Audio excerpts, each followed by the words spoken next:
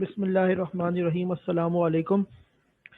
अब 2020 के लिए जो सिलेबस रिड्यूस हुआ है बीकॉम पार्ट वन, तो उसमें इकोनॉमिक एनालिसिस और पॉलिसी का जो सिलेबस रिड्यूस हुआ है इसकी थोड़ी सी एक्सप्लेनेशन लेकर इस वीडियो में हाजिर हुए हैं। अच्छा, अब अगर हम सबसे पहले देखते हैं सेक्शन ए में माइक्रो इकोनॉमिक्स के, तो इंट्रोडक्शन वही है, माइक्रो और मैक्रो अप्रोच जो इसका अक्सर उसको डिफ्रेंशिएट करवाते हैं, तो यहाँ से इंट्रोडक्शन में वही पूछा जाता है। कंज्यूमर बिहेवियर की बात करें तो डिमांड है, यानी लॉ ऑफ डिमांड का जो सवाल अक्सर पूछता है वो functional equation of demand, demand curve के हवाले से जो क्वेश्चन आता है। इलास्टिसिटी ऑफ डिमांड, उसकी इम्पोर्टेंस है। इलास्टिसिटी ऑफ डिमांड में उसके तीनों मेथड्स आ जाते हैं। अगर आप सिर्फ इलास्टिसिटी ऑफ डिमांड की बात कर रहा है तो इसका मतलब है प्राइस, इनकम, क्रॉस तीनों इसमें आ जाती हैं। इम्पोर्टेंस है, मेजरमेंट के मेथड्स हैं इसके, यानी एक्सपेंडिचर मेथड हो जाता है, फिर पॉइंट इलास्टिसिटी और आर्क इलास्टिसिटी, और काइंड्स, ये वही इलास्टिसिटी के काइंड्स पे अगर आप आ जाएं। अच्छा, प्राइस के फिर आपने कंप्लीट प्राइस को देखना होगा। प्राइस में जो 5 उसके डिग्रीज होती हैं, पाँचों की पाँचों इसमें कवर होंगे।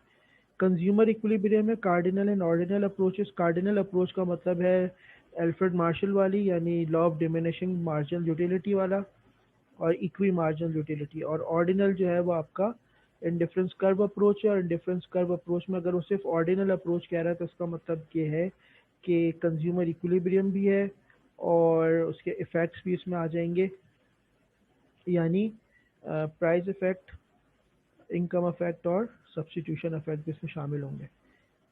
थ्योरी ऑफ प्रोडक्शन है, laws of return, return to scale, laws of return, return to scale, plus इसमें लॉ ऑफ वेरिएबल प्रोपोर्शन भी आपका शामिल होता है। प्रोडक्शन फंक्शन है, आइजो कॉस्ट कर्व है। और प्रोडक्शन फंक्शन का मतलब है कि ये नीचे इन्होंने दे दिया ई पार्ट में,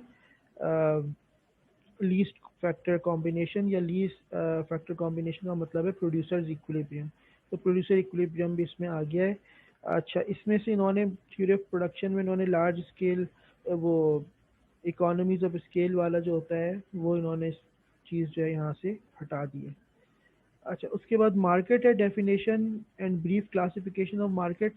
मार्केट होती क्या है और क्या क्या उसकी टाइप्स हो सकती है, कैरेक्टरिस्टिक्स वो है। फिर फर्म का कॉस्ट और रेवेन्यू एनालिसिस है। कॉस्ट और रेवेन्यू एनालिसिस, कॉस्ट में फिर वो आपकी average cost, marginal cost, implicit cost, explicit cost, सारी कॉस्ट में कवर हो जाती है। रेवेन्यू एनालिसिस में आपके पास परफेक्ट कंपटीशन और इम्परफेक्ट कंपटीशन में जो मार्जिनल और एवरेज रेवेन्यू निकलते हैं उसकी एनालिसिस है इसमें। सिक्स्थ है price and output determination of a firm and industry under perfect competition, monopoly, monopolistic competition, ये तो वही पुरानी चीज़ है आपके पास। ओलिगोपोली इन्होंने यहाँ से निकाल दिया है।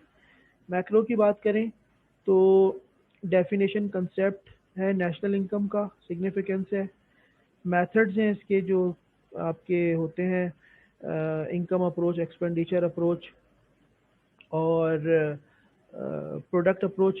और कंसेप्ट की बात करें तो यहाँ सारे आपके जीडीपी, जीएनपी वगैरह सारे इसमें आ जाते हैं। डिटर्मिनेंट्स ऑफ नेशनल इनकम, ये भी पुराना ही है। कंजम्पशन फंक्शन, सेविंग फंक्शन, यानी आपका इसमें एपीसी, एमपीसी और एपीएस, एमपीएस आ जाता है। इन्वेस्टमेंट में आपके पास काइंड्स आ जाती हैं, autonomous, induce investment, marginal efficiency of capital है, रेट ऑफ इंटरेस्ट, ये सारी वही पुरानी चीज़ें हैं। Determinants of income and employment है, determination of income and equilibrium level of national income है। मल्टीप्लायर इफेक्ट है, एक्सलरेशन है और दोनों की इंटरेक्शन दी हुई है। मॉनेटरी और फिजिकल पॉलिसी के नॉर्मली टूल्स पूछते हैं वो पेपर में, तो वो अपनी जगह पे मौजूद है। सेक्शन सी की बात करें तो इकोनॉमिक सिस्टम है, इसमें सेंट्रल प्रॉब्लम्स ऑफ इकोनॉमी, और नॉर्मली ये सवाल जो पूछता है वो सेंट्रल प्रॉब्लम ऑफ इकोनॉमी और उसको मिक्स्ड इकोनॉमी में कैसे सॉल्व होता है ये आता है। फिर डिफरेंट आपके इकोनॉमिक सिस्टम है, capitalism, socialism, mix economy, Islamic economic system का यूजुअली सवाल पूछा जाता है। और फिर उनके कंपैरिजन है सारे मेथड्स का। तो ये सेक्शन सी तो तकरीबन वही है, उसमें कोई चेंज नहीं आया। तो ये हमारा इकोनॉमिक्स का सिलेबस है, रिड्यूस सिलेबस। ज़्यादा चीज़ें चेंज नहीं है, तकरीबन वही है। जो चीज़ें चेंज हैं वो मैंने आपको बता दिया। बहुत बहुत शुक्रिया।